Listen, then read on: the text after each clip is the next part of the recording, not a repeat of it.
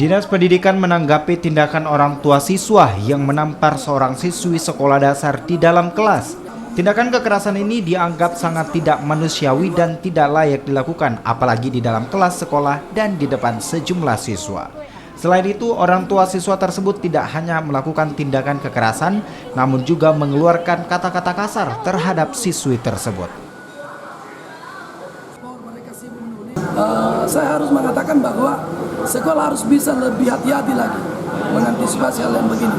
Namun yang pasti saya kira Dinas Pendidikan tentu mengecam kejadian ini dan mudah-mudahan ke depannya tidak akan terulang lagi.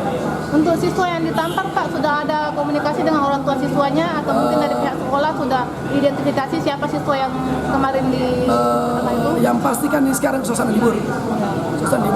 Tentu kami akan turun ke sana besok Senin untuk mengecek langsung, dan secara pribadi kami sudah perintahkan kepala sekolah untuk kemudian mengkomunikasikan ini, segera menyelesaikan ini secara kekeluargaan, segera mengkomunikasikan.